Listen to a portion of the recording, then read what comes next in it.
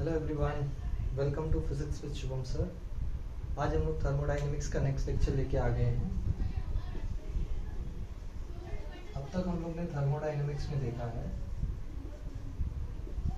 कि thermal equilibrium क्या होता है, जीरोथ लॉ क्या होता है। फिर थर्मोडाइनमिक्स में हमने क्वांटिटीज देखी हैं, 3 क्वांटिटीज देखी हैं अब तक हम लोग ने। इंटरनल एनर्जी, हीट और वर्क डन। हम लोग ने देखा है ये क्वांटिटीज कैसे रिलेटेड हैं। थोड़ा सा रिकैप मैं दे देता हूँ अगर तुमने प्रीवियस लेक्चर्स नहीं देखा है। And if you want to watch the previous lectures, links आपको मिल जाएंगे डिस्क्रिप्शन बॉक्स में। थर्मोडाइनमिक्स 01, थर्मोडाइनमिक्स 02 या थर्मोडाइनमिक्स 03, और also you can search it on YouTube. Let's do some recap. हम लोग ने अब तक देखा है जीरोथ लॉ, फिर हम लोग ने देखा 3 क्वांटिटीज से कौन कौन से। Heat, where Q is heat given to the system, delta U is called change in internal energy, और हम लोग ने देखा है work done which is W and it is work done by system। इन तीनों क्वांटिटीज में जो रिलेशन मिलता है that is given by first law of thermodynamics। तो first law of thermodynamics क्या बोलता है? first law of thermodynamics is that the amount of heat given to the system is utilized partially in increasing the internal energy of the system plus doing some work on the surrounding। अब ये जो तीनों terms हमने लिखे हैं इसमें तीनों terms का एक एक मीनिंग है। This Q is heat, this delta U is internal energy और change in internal energy, and this W is work done। अब इनके साइन के हिसाब से इनका मीनिंग डिसाइड होता है। जैसे इन तीनों में तुम देखोगे या हम देखेंगे तो तीनों का साइन पॉजिटिव है। साइन पॉजिटिव होने का मतलब साइन कन्वेंशन के हिसाब से इन चीजों का मीनिंग है। जैसे Q का साइन अगर पॉजिटिव है तो इसको हम लोग कंसिडर करते हैं heat given to the system. So it is heat given to system. दो तरह की हीट हो सकती है, एक heat given to the system, दूसरी heat given by the system. तो अगर Q पॉजिटिव है तो heat given to the system है, अगर Q नेगेटिव है तो heat given by the system है। नेक्स्ट है delta U. Delta U is change in internal energy, और अगर change in internal energy positive है, चेंज पॉजिटिव का मतलब देयर इज एन इंक्रीमेंट, तो this is increase in internal energy. मैं internal energy को IE लिखता हूँ। And W is work done. अगर W पॉजिटिव है इसका मतलब है सिस्टम ने वर्क किया है on surrounding, so this is called as work done by system. ये थोड़ा सा recap first law of thermodynamics के लिए। अगेन अगर ये तीनों क्वांटिटीज नेगेटिव होती हैं या इसमें से कोई भी क्वांटिटी नेगेटिव होती है तो मीनिंग चेंज हो जाएगा। अगर Q नेगेटिव हुआ that would be meaning that Q is heat given by the system या heat liberated by the system. Similarly delta U negative हुआ तो इसका मतलब हो जाएगा कि इंटरनल एनर्जी में डिक्रीमेंट आया है, decrease in internal energy. And lastly अगर W नेगेटिव होता है it concludes that there is some work done on the system. जब तक W पॉजिटिव है it is work done by the system, अगर W नेगेटिव है तो it is work done on the system. So ये थोड़ा रिकैप था about first law of thermodynamics. इसके बाद हम लोग ने प्रीवियस लेक्चर थर्मोडायनेमिक्स 04 में कुछ वेरिएबल्स देखे थे which were state variables and path variables that you can see in the video, या वो वीडियो से रेफर कर सकते हो। थोड़ा रिवीजन में करूंगा आइसोथर्मल प्रोसेस का। Isothermal process is a process that happens at constant temperature. तो उसमें हमने कुछ फॉर्मूलाज निकाले थे। जैसे आइसोथर्मल प्रोसेस में हमको पता है बॉयल्स लॉ ट्रू होता है या बॉयल्स लॉ एप्लीकेबल होता है, because isothermal process is a process at constant temperature and Boyle's law says that at constant temperature pressure is inversely proportional to volume, that is PV is equal to constant. तो यहाँ से हम लोग ने इसको simplify करके इसका slope निकाला था, और ये इक्वेशन का स्लोप या बेसिकली ये ग्राफ का स्लोप जो हमको मिलता है dP/dV that comes out to be -P/V। And graph का स्लोप नेगेटिव है तो इसका PV ग्राफ कुछ ऐसे दिखता है। This is the PV graph where the system is going from a state A to a state B, where state A can be taken as some P1 V1 and state B can be taken as some P2 V2। इसमें work done के लिए formula हमने derive किया था। Thermodynamic system अगर है मेरे पास isothermal तो उसमें वर्क डन क्या होता है। ऑल्सो हम लोग ने थर्मोडायनेमिक सिस्टम आइसोथर्मल प्रोसेस में हमने देखा है कि फर्स्ट लॉ ऑफ थर्मोडायनेमिक्स कैसा दिखता है। तो अगर इंटरनल एनर्जी का बात करें तो टेम्परेचर में चेंज 0 है because the process is isothermal. तो अगर इंटरनल एनर्जी टेम्परेचर में चेंज 0 है तो इंटरनल एनर्जी का फॉर्मूला होता है NCV डेल्टा T। अगर डेल्टा T 0 है तो डेल्टा U भी 0 हो जाएगा। तो फर्स्ट लॉ ऑफ थर्मोडायनेमिक्स दिखेगा Q is equal to W। तो Q is equal to W का मतलब क्या है? इसका मतलब है जो भी हीट तुम सिस्टम को दोगे, because Q is positive here, वो पूरा का पूरा यूज करेगा सिस्टम वर्क करने में, because W is also positive here. ये हो गया फर्स्ट लॉ ऑफ थर्मोडायनेमिक्स के बारे में। और एक चीज हम लोग ने देखी है आइसोथर्मल प्रोसेस में, that is work done in isothermal. Work done in isothermal process क्या है?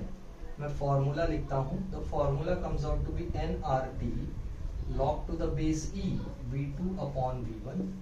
इस फॉर्मूला के अलग अलग फॉर्म्स देखे थे हम लोग ने, जैसे अगर PV कांस्टेंट है तो P1 V1 will be equal to P2 V2। यहाँ से P1 by P2 can be substituted as V1 by V2, sorry V2 by V1।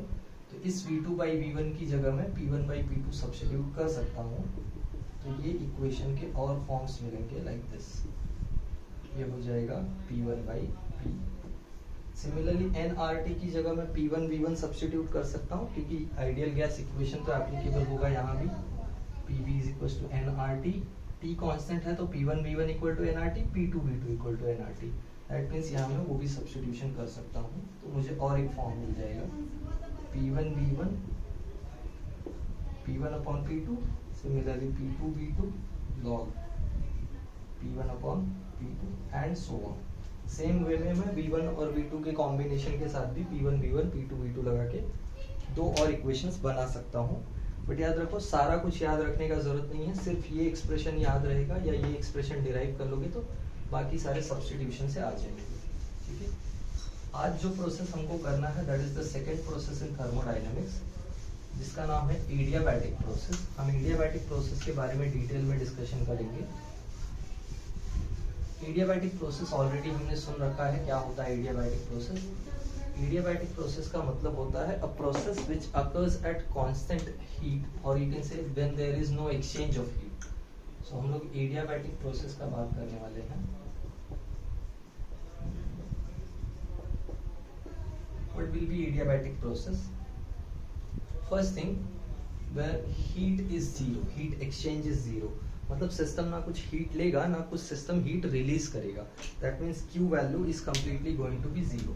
Second thing, जैसे हम लोग ने आइसोथर्मल प्रोसेस के बारे में देखा था कि ये प्रोसेस आइडियली पॉसिबल है, मतलब ये process in real world doesn't happen. Similarly adiabatic process also doesn't happen in real world, this is also kind of imaginary process, क्योंकि हम लोग अलाउ नहीं, क्योंकि हम लोग ऐसा कुछ कर नहीं सकते, मतलब कितना भी हम लोग अलाउ करें या कितना भी हम लोग ट्राई कर लें, हीट को एस्केप होने से या हीट को एंटर होने से रोक नहीं सकते सिस्टम में। कुछ ही प्रोसेसेस हैं जो almost to some extent adiabatic होती हैं, जैसे फॉर एग्जांपल हमको पता है कि ट्रांसमिशन ऑफ साउंड या basically motion of air particles when the sound is getting transmitted through it, वो एक प्रोसेस है जिसमें कुछ हद तक एडियाबैटिक प्रोसेस चलता है, या गैसेस का एक्सपांशन कंट्रैक्शन एडियाबैटिक होता है।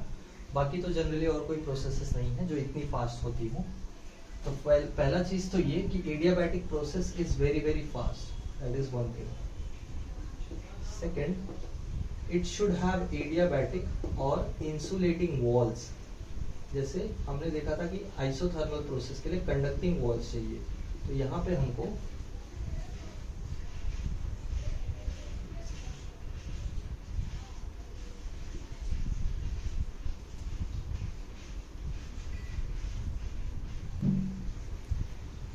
हम लोग ने जैसे देखा था आइसोथर्मल प्रोसेस में जो वॉल्स होती थी वो कंडक्टिंग वॉल्स होती थी, वैसे यहाँ पे जो वॉल्स होंगी that must be insulating walls, ताकि हीट का एक्सचेंज अलाउड ना हो। तो ये दो कंडीशंस हैं एडियाबैटिक प्रोसेस होने के लिए। फर्स्ट, प्रोसेस बहुत ही ज़्यादा फास्ट होना चाहिए, एंड सेकेंड, इंसुलेटिंग वॉल्स होने चाहिए। प्रोसेस बहुत ज़्यादा फास्ट होने का एक रीज़न ये है कि एक्सपांशन या कॉन्ट्रैक्शन इतना फास्ट हो कि हीट को एंटर करने का टाइम ना मिले सिस्टम में।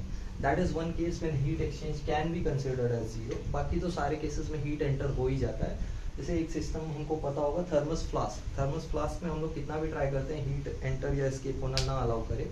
जैसे हम लोग को पता है थर्मस में हम लोग गर्म चाय रखते हैं तो अपना क्या टारगेट होता है, टारगेट ये होता है कि चाय ठंडा नहीं होना चाहिए, but still given some time, जैसे उसको हम लोग 8 घंटा 10 घंटा रखेंगे तो चाय ठंडी हो जाती है। Why is that happening? क्योंकि हीट कैसे ना कैसे करके निकल जाता ही है। There are many ways of heat transfer, conduction, convection, radiation. तो हम लोग कंडक्शन और कन्वेक्शन को तो प्रिवेंट कर लेते हैं, बट रेडिएशन को प्रिवेंट नहीं कर पाते हैं। कितना भी ट्राई कर लें रेडिएशन को प्रिवेंट नहीं कर पाते हैं, जिसकी वजह से रेडिएशन से लॉस हो ही जाता है और चाय ठंडी हो जाती है। सेम वे में कोल्ड वाटर के साथ होता है, अगर हम लोग कोल्ड वाटर रखेंगे थर्मस फ्लास्क में तो वो धीरे धीरे गर्म हो ही जाता है। क्यों गर्म हो जाता है? क्योंकि रेडिएशन से हीट एंटर कर जाती है सिस्टम में। तो हीट का एक्सचेंज अगर टाइम ज़्यादा दिया तो हो जाएगा, that's why it should be very very fast. That is one possible explanation. अब Q 0 हो गया तो फर्स्ट लॉ ऑफ थर्मोडाइनमिक्स क्या है? First law of thermodynamics Q is equal to delta U plus W। मतलब अगर delta Q is equal to 0 है तो डेल्टा U का वैल्यू किसके इक्वल हो जाएगा? माइनस W के, या W का वैल्यू हो जाएगा माइनस डेल्टा U। तो दोनों इक्वेशंस करेक्ट हैं। इनका मतलब समझो, इनका मतलब ये है कि अगर कोई सिस्टम का इंटरनल एनर्जी बढ़ रहा है, मतलब इंक्रीज इन इंटरनल एनर्जी, तो वो कैसे बढ़ सकता है? वो ऐसे बढ़ सकता है कि अगर सिस्टम के ऊपर कोई वर्क हो, बिकॉज इट्स नेगेटिव ना, so it means work done on the system. अगर हम लोग सिस्टम पे वर्क करें, यानी गैस को अगर हम लोग कंप्रेस करें, तो उसकी इंटरनल एनर्जी बढ़ेगी, गिवन हम लोग अलाउ नहीं कर रहे हैं हीट का एक्सचेंज। अगर हमको पता है कि हीट का एक्सचेंज अलाउड नहीं है, यानी प्रोसेस एडियाबैटिक है, तो ये चीज पॉसिबल है। सेकेंड केस क्या है? Work done by the system. मतलब अगर गैस एक्सपांड हो, गैस वर्क करे अगेंस्ट द सराउंडिंग, तो उसका इंटरनल एनर्जी डिक्रीज होगा। तो it's a very common example that you can understand. जैसे तुमको खाने को नहीं दिया और तुमसे काम करवा दिया, या बेसिकली गैस को हीट नहीं दिया है बट गैस को बोल दिया है काम करो, ये तुम्हारा गैस है, इसको हीट दिया नहीं है बट इससे बोला है काम करो, that means it is allowed to expand. अभी एक्सपांड कैसे करेगा? जब ये एक्सपांड होगा एक्सटर्नल एटमॉस्फेरिक प्रेशर या एक्सटर्नल प्रेशर के अगेंस्ट, तो ऑफकोर्स ये अपना इंटरनल एनर्जी खर्चा करके एक्सपांड होगा ना, बिकॉज एनर्जी कॉन्जर्वेशन तो हमेशा फॉलो होना है, एनर्जी कॉन्जर्वेशन को थोड़ी वॉयलेट कर सकते हो। तो जो एनर्जी वर्क में लग रही है वो कहाँ से आ रही है? वो इंटरनल एनर्जी से आ रही है। That's why when system does work without any exchange of heat, its internal energy decreases. ये होता है फर्स्ट लॉ के साथ when we go in adiabatic process. Okay. All right. Next हम लोग आगे बढ़ते हैं इक्वेशंस की तरफ। कुछ इक्वेशंस देखेंगे और वर्क डन निकालना है हमको थर्मोडायनेमिक्स प्रोसेस में, ये एडियाबैटिक प्रोसेस में। पहला तो जैसे हमको पता है कि जब टेम्परेचर कांस्टेंट होता है तो बॉयल्स लॉ ट्रू होता है। सिमिलरली जब हीट कंटेंट जीरो होता है या बेसिकली हीट एक्सचेंज जीरो होता है, वो टाइम पे एक लॉ ट्रू होता है थर्मोडायनेमिक प्रोसेस के लिए, that law is PV raise to gamma equals to constant. This is called as Poisson's relation.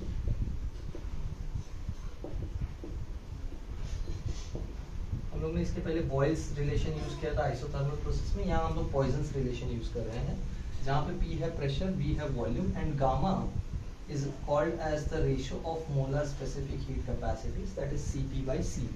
तो ये गामा का वैल्यू अलग अलग होता है मोनोएटॉमिक गैस के लिए, डायटॉमिक गैस के लिए और ट्राइएटॉमिक गैस के लिए। तो बेसिकली गामा का value is more for monoatomic, less for diatomic and least for triatomic. This is less for diatomic and then least for triatomic. तो गामा का वैल्यू ये यू कैन रिमेम्बर।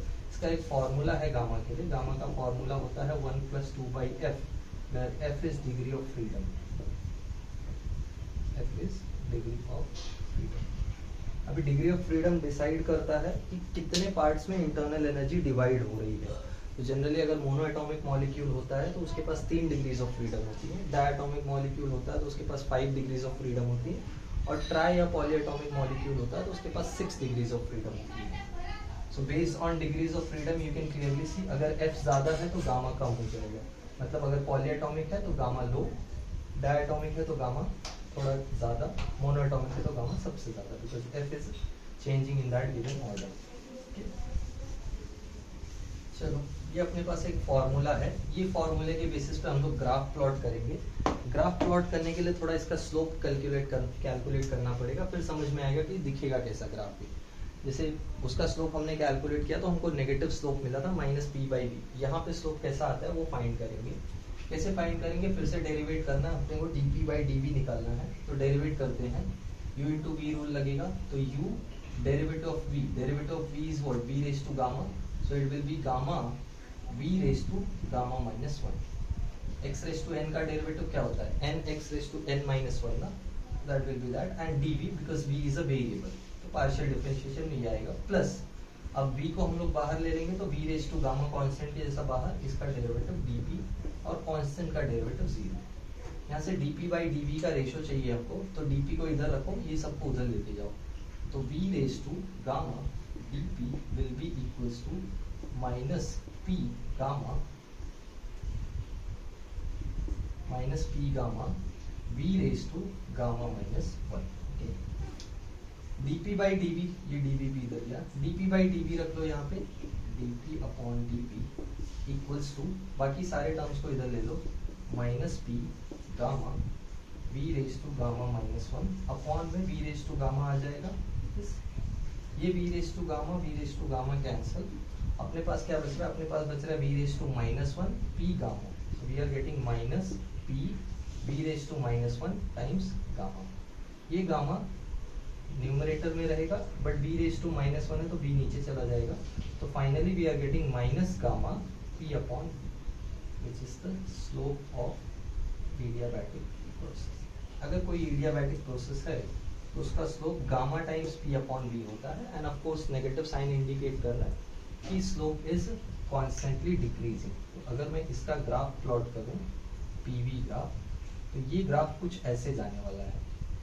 अगर तुमने isothermal process देखा हो तो isothermal process थोड़ा slow decrease होता है। क्यों स्लो डिक्रीज हो रहा है? क्योंकि उसका स्लोप जो है p बाई v है, बट इसका slope gamma times p by v है, तो ये थोड़ा फास्ट गिरेगा प्रोसेस, इनफैक्ट काफी फास्ट गिरता है, 1.6 times 1.4 times like that. Monoatomic के लिए 1.6 टाइम्स फास्ट गिरेगा, डायटोमिक के लिए 1.4 टाइम्स एंड सो ऑन।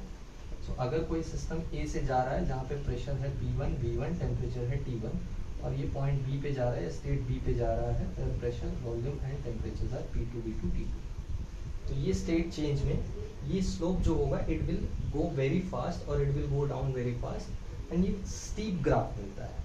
तो कभी भी हमको दो ग्राफ्स दिए हों, जैसे PV ग्राफ्स, ये PV ग्राफ है, यहाँ से कोई स्टेट A से B पे जा रहा है, एक पॉसिबल पाथ ये है, दूसरा पॉसिबल पाथ ये है, A से B और ये A से C। दो प्रोसेसेस हैं, दोनों में से तुमको पूछेगा कि कौन सा आइसोथर्मल है, कौन सा एडियाबैटिक है। तो AB is adiabatic, you can clearly say it by looking at the steepness of the graph, क्योंकि ग्राफ ज्यादा स्टीप है ना, ग्राफ ऑलमोस्ट गामा टाइम्स ज्यादा है, that means you can clearly tell कि AB जो है that is adiabatic process and AC is isothermal process. तो हम लोग ने क्या क्या कवर किया अब तक एडियाबैटिक प्रोसेस में? हम लोग ने PV raise to gamma constant relation है, दैट वी नो, उसको यूज करके हम लोग ने सिंप्लीफाई किया तो स्लोप मिलता है, this is our slope of adiabatic graph. ये ध्यान देना, slope of adiabatic graph gamma times ज्यादा होता है P आइसोथर्मल ग्राफ से या आइसोथर्मल प्रोसेस से, ठीक है। नेक्स्ट चीज हमको करना है the work done in adiabatic process. Work done कर लेते हैं, दैट शुड बी ऑल। कुछ एग्जांपल्स अगर करने हैं हमको एडियाबैटिक प्रोसेस के, तो मैंने एक एग्जांपल तुमको बताया कि अगर कोई सिस्टम को हीट ना दिया जाए और वर्क करने को बोले, तो one such example you can take is this. देखो, जैसे मेरे पास एक टायर बर्स्टिंग का एग्जांपल है। टायर बर्स्टिंग का एग्जांपल जब भी आता है, टायर बर्स्टिंग में क्या होता है, व्हेनेवर टायर बर्स्ट, तो जो टायर के अंदर कंप्रेस्ड एयर होता है which is compressed at a very high pressure, वो इतने हाई प्रेशर पे कंप्रेस होता है कि जैसे ही रिलीज होता है वो तुरंत एक्सपांड होता है। तो जब वो तुरंत एक्सपांड हो रहा है तो that process is very very fast, and when that process is very fast, heat को टाइम नहीं मिलता है एंटर होने के लिए। तो जब हीट एंटर नहीं करता है ना, तो ये वाला इक्वेशन अप्लाई होता है, that is W is equal to minus delta U, which is first law of thermodynamics in adiabatic process, अभी हमने लिखा था। तो जब गैस वर्क करेगा, मतलब गैस एक्सपांड होगा तो गैस वर्क करेगा, that will B positive work, तो नेगेटिव इंटरनल एनर्जी का चेंज आएगा, that means internal energy decrease होगी। और इंटरनल एनर्जी का फॉर्मूला अगर हमको पता है तो it is NCV delta T। तो अगर ये डिक्रीज हो रहा है तो ये भी डिक्रीज हो रहा है, क्योंकि ये दोनों तो कांस्टेंट है। गैस के लिए number of moles given gas के लिए कांस्टेंट है, CV उसका molar specific heat capacity at constant volume है जो कि कांस्टेंट है। तो डेल्टा T चेंज होगा, अगर ये डिक्रीज हो रहा है डेल्टा U, तो डेल्टा T भी डिक्रीज होगा, दैट मींस टेम्परेचर डिक्रीज होगा। तो जहां पे भी टायर बर्स्टिंग होती है ना, वहां कूलिंग होती है।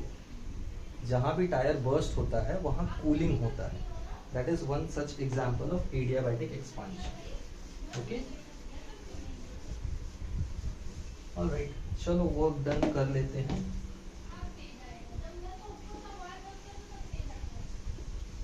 वर्क डन निकालना है हमको।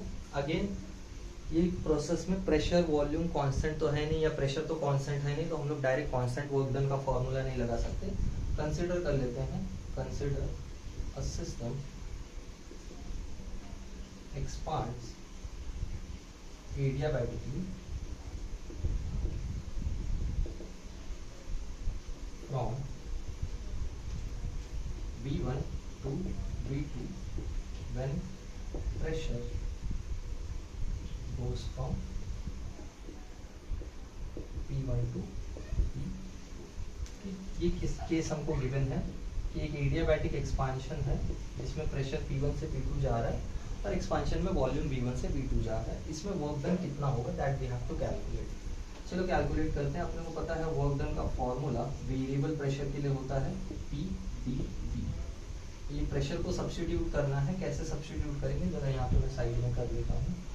अपने पास एक रिलेशन है PV raise to gamma that is constant, जिसको मैं K ले लेता हूँ। अब यहाँ से P के लिए वैल्यू निकालो तो P के लिए वैल्यू आ जाएगी K upon V raise to gamma. हम लोग ये सब्स्टिट्यूट करेंगे in place of P so that हमको P V के टर्म्स में मिल जाए और हम लोग डायरेक्ट इंटीग्रेट कर पाए। और ये वॉल्यूम ऑफ कोर्स कहाँ से कहाँ जा रहा है, V1 से V2। तो integration V1 to V2, P की जगह हम लोग सब्स्टिट्यूट कर रहे हैं K upon V raise to gamma D. Okay, इसको इंटीग्रेट करना पड़ेगा। कैसे इंटीग्रेट करेंगे, let's apply the integration. V raise to गामा को हम लोग V raise to minus gamma करके ऊपर ले लेते हैं, तो V1 upon V2 V raise to minus gamma और K तो है भी, ठीक है। तो इसको मैं लिखता हूँ V raise to minus gamma K T। K constant है तो इंटीग्रेशन के बाहर हम लोग डायरेक्टली ले सकते हैं इसको। Let it come out of the integration. Integrate करते हैं एनीथिंग रेज टू n का इंटीग्रेशन क्या होता है, इंटीग्रेशन होता है n+1 अपॉन n-1। तो इसका इंटीग्रेशन हो जाएगा K times V raise to minus gamma plus 1। इसका इंटीग्रेशन हो जाएगा V raise to minus gamma plus 1 upon minus gamma plus 1। This is the integration और लिमिट है V1 से V2। लिमिट सब्स्टिट्यूशन करते हैं, ये पार्ट को बाहर ले लेते हैं, ये तो कांस्टेंट है, तो ये हो जाएगा K1 minus gamma that is coming out. अंदर आ जाएगा V रेज टू, पहले V2 आ जाएगा final limit, so V2 raise to minus gamma plus 1 minus V1 raise to minus gamma plus 1। यहाँ तक हमको इंटीग्रेशन से मिल गया है। और फाइनल एक्सप्रेशन वर्क डन के लिए निकालना है। ये K को मैं अंदर ले जाके कुछ सिंप्लीफाइड फॉर्म में रख सकता हूँ। जैसे यहाँ से देखो PV raise to gamma constant है, मतलब P1 V1 raise to gamma that will be also constant, और P2 V2 raise to gamma that will also be constant. मतलब K की जगह मैं P1 V1 raise to gamma रख सकता हूँ, P2 V2 raise to gamma भी रख सकता हूँ, डिपेंडिंग ऑन माई चॉइस। अब देखो यहाँ पे मेरे पास है V2, तो मैं इस टर्म के लिए K को अंदर लेके जाऊंगा तो P2 V2 raise to gamma substitute करूंगा, और इस टर्म के लिए जब मैं K को अंदर लेके जाऊंगा तो K की जगह P1 V1 raise to gamma substitute करूंगा। ऐसा क्यों करूंगा, ऐसा करने के लिए और ऐसा करने का रीजन ये है कि V2 का पावर माइनस गामा और यहाँ V2 का पावर प्लस गामा कैंसिल होकर मुझे सिंप्लीफाइड फॉर्म देगा इक्वेशन का। So W will be equals to, ये K तो अंदर जा रहा है, सो 1 अपॉन 1 माइनस गामा, यहाँ मिल रहा है हमको K की जगह P2 V2 raise to gamma, यहाँ ऑलरेडी है V2 raise to minus gamma plus 1, minus K की जगह मैं सब्स्टिट्यूट कर रहा हूँ अभी V1 V1 raise to gamma, और already V1 raise to minus gamma plus 1 है यहाँ, ठीक है। अब फाइनल सिंप्लीफाई होके फॉर्म मिल रहा है, देखो ये V2 raise to gamma V2 raise to minus gamma cancel, V1 raise to gamma V1 raise to minus gamma cancel. So what we are getting P2 V2 minus P1 V1 upon 1 minus gamma. ये है work done का value in adiabatic process. इसको हम लिख सकते हैं work done इन adiabatic process. तो थोड़ा और सिंप्लीफाई करके हम लोग जनरल फॉर्म में लेके जा सकते हैं। जैसे अगर एडियाबैटिक प्रोसेस है तो भी आइडियल गैस इक्वेशन तो ट्रू होगा, that means PV is equal to nRT। तो मैं PV या P1 V1 की जगह nRT1 ले सकता हूँ, P2 V2 की जगह nRT2 ले सकता हूँ। चलो यहाँ साइड में लिख देता हूँ मैं P1 V1, ये हो जाएगा nRT1 के इक्वल, और P2V2 ये हो जाएगा nRT2। स्टेट इक्वेशन लिखा है, नॉर्मल किसी भी स्टेट पे गैस का इक्वेशन ये बन सकता है, और ये सब कुछ आइडियल गैस के लिए ट्रू है, तो ध्यान देना। सब्स्टिट्यूट करते हैं, W is equals to final एक एक्सप्रेशन nRT के टर्म्स में, W is equals to P2V2 की जगह मैं nRT2 सब्स्टिट्यूट कर रहा हूँ, तो मुझे मिल जाएगा nRT2 माइनस P1V1 की जगह nRT1 upon 1 minus gamma. Last एक एक्सप्रेशन मिल रहा है, nR कॉमन हो जाएगा, हमको मिल जाएगा T2 minus T1 upon 1 minus gamma. This is the final expression for work done in adiabatic process. तो यहाँ मेसी हो गया, इसको मैं साइड में कर देता हूँ। So I hope everything is visible clearly. This is the final expression that we can keep as work done in adiabatic process. चाहिए तो पॉज करके नोट डाउन कर लो, हम लोग आगे कंटिन्यू करेंगे। एक थोड़ा सा शॉर्टकट ट्रिक बता देता हूँ इसको डिराइव करने का, जो इतना बड़ा हम लोग ने किया है वर्क डन करने के लिए। एक और ट्रिक है जिससे हम लोग इसको 2 लाइन में डिराइव कर सकते हैं, बट सिंस सिलेबस में ये सारा कुछ दिया है तो अपने को करना पड़ता है। अदरवाइज अगर एग्जाम में कभी वेरीफाई वगैरह करना है कि whether the formula that you have written is correct or not, तो you can do it by simply verifying it with that shortcut trick। तो वो हम लोग देख लेते हैं वर्क डन निकालने का और एक तरीका।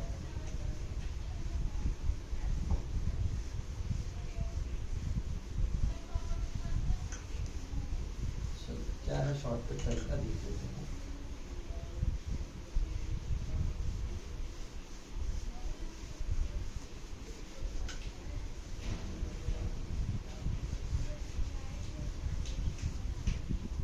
जैसे हमको पता है कि एडियाबैटिक प्रोसेस के लिए फर्स्ट लॉ ऑफ थर्मोडायनेमिक्स कुछ ऐसा दिखता है, W is equal to minus delta U. तो कैसे निकालेंगे, अगर मैं डेल्टा यू निकाल लूँ और उसके आगे माइनस साइन लगा दूँ तो मुझे W मिल जाएगा। तो या तो ये करो या डेल्टा यू के निकाल के उसके आगे माइनस साइन लगा दो, तो you can find the W और वर्क डन डायरेक्टली। हमको पता है डेल्टा यू का फॉर्मूला होता है, डेल्टा यू का फॉर्मूला होता है NCV डेल्टा T। तो ऑफ कोर्स गैस T1 से T2 टेम्परेचर जा रहा है तो चेंज हो जाएगा T2 minus T1, that is NCV T2 minus T1। बस मुझे ये CV का वैल्यू किसी तरह निकालना है, जो भी मुझे मिलेगा उसके आगे मैं माइनस साइन लगा के वर्क डन निकाल सकता हूँ। CV का वैल्यू कैसे निकाल सकते हैं, हमको कुछ पता है, जैसे अपने को रिलेशन पता है, अपने को पता है CP minus CV equal to R होता है, जिसको हम लोग बोलते हैं मेयर्स रिलेशन। और दूसरा एक चीज पता है अपने को पता है CP अपॉन CV होता है गामा। ये दूसरा चीज हमको पता है, ये दोनों का यूज करेंगे हम लोग और CV निकालेंगे। जैसे CP की जगह मैं गामा CV सब्स्टिट्यूट कर सकता हूँ, ये CP की जगह ये इक्वेशन से गामा CV सब्स्टिट्यूट करूँगा तो ये हो जाएगा gamma CV minus CV equals to R, right. यहाँ से CV कॉमन हमको मिल जाएगा gamma minus 1 equal to R। यहाँ से CV का वैल्यू आ रहा है R अपॉन गामा माइनस 1। ये उठा के यहाँ सब्स्टिट्यूट करेंगे तो डेल्टा यू क्या मिल जाएगा, therefore delta U equal to N CV की जगह R upon gamma minus 1 delta T तो ऑफकोर्स T2 माइनस T1 है, ठीक है। बस अब इसके आगे नेगेटिव साइन लगाना है तो वर्क डन मिल जाएगा। तो अपने को पता है work done is negative of delta U, negative sign लगाओगे तो गामा माइनस 1 की जगह 1 माइनस गामा, तो ये हो जाएगा NR T2 minus T1 upon 1 minus gamma. तो it's a shortcut trick to derive the same derivation.